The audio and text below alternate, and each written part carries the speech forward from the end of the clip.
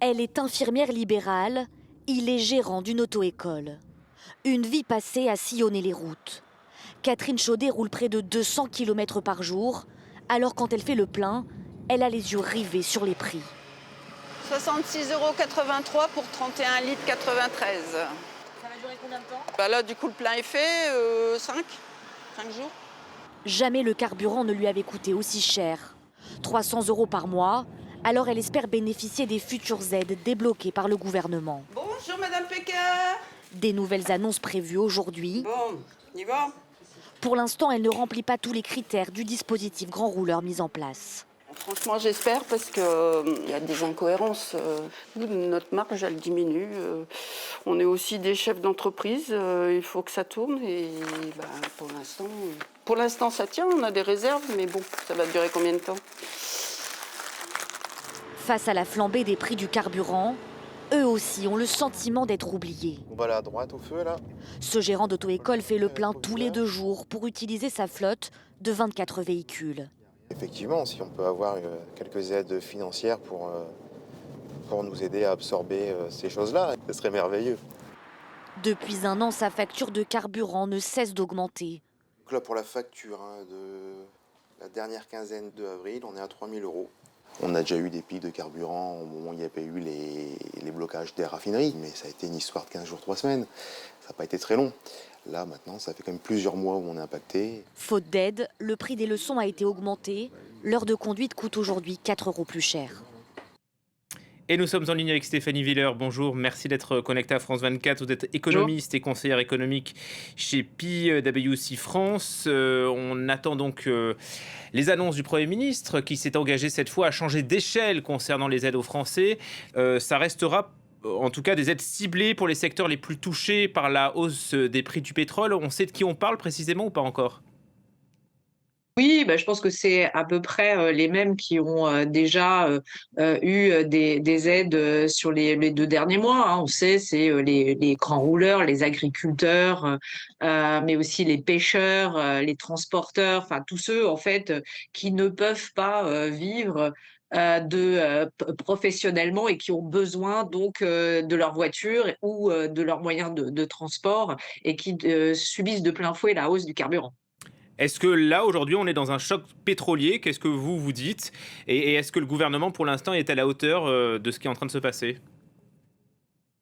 Alors, oui, je pense qu'on peut, commencer à dire que, le choc, pétrolier, s'installe. Pourquoi? Parce qu'après, la hausse des prix des carburants, on sait que, globalement, les prix, vont augmenter, hein.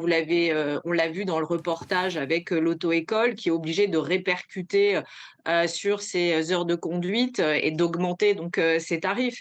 C'est à peu près ce qui va se passer, dans les mois à venir. Il y aura de plus en plus de produits qui vont être impactés par la hausse des prix de l'énergie et donc on s'attend à une inflation plus élevée.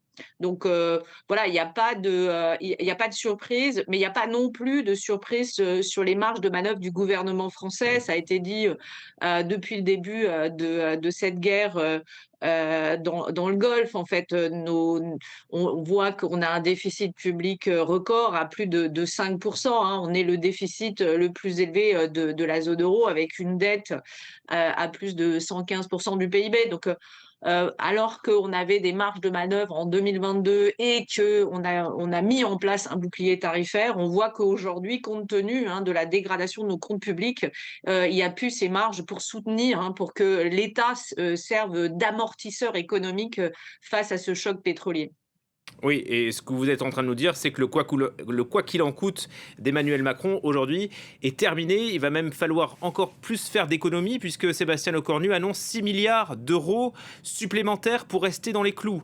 Là, on voit que l'équation Voilà. est vraiment très difficile à tenir pour le Premier ministre entre un peu d'aide, mais voilà, il faut continuer à respecter le budget. À l'instant, le Fonds monétaire international dit que la réponse en France au choc énergétique doit rester limitée, temporaire et ciblée. Ça veut bien dire qu'on est quoi, sur surveillance? Ah oui, vous voyez que depuis aussi ce conflit, nos taux d'intérêt sont en train d'augmenter et d'atteindre des niveaux records, hein. Là, on est à 3,8% sur le 10 ans français, sur le taux 10 ans français. Donc, ça pèse encore beaucoup plus que par le passé sur les intérêts, hein, de la dette. Donc, on voit qu'une partie du budget va devoir être consacrée au financement, hein, de ces intérêts à payer sur la dette passée. Donc, voilà, tout nous laisse penser que aujourd'hui, la France n'a pas les moyens de soutenir massivement son économie face à ce choc pétrolier. Ça ne veut pas dire qu'il n'y a pas de pistes qui vont être évoquées. Je pense que la prime Macron, hein, qui avait été mis en place au moment du mouvement des Gilets jaunes et qui a pas mal fonctionné pendant la période inflationniste de 2022 avec la guerre en Ukraine, va certainement revenir, hein, sur le devant de la table, hein. C'est permettre aux entreprises de verser une somme limitée, hein, par an, hein, par salarié. Et cette somme-là, en fait, est défiscalisée en partie, ce qui permet aux entreprises, en fait, d'aider, hein, leurs salariés pour soutenir leur pouvoir d'achat sans véritablement lancer des hausses de salaire qui seraient risquées, hein, parce que augmenter les salaires, ça risque aussi de créer une surchauffe sur l'inflation, hein. Ça risque d'entraîner ce qu'on appelle la boucle prix-salaire. Alors que cette prime Macron, c'est une aide qui est une mesure, hein, qui semble être enfin, adaptée à notre situation actuelle, qu'elle soit notre situation budgétaire contrainte, mais aussi la situation des entreprises françaises qui sont elles aussi contraintes.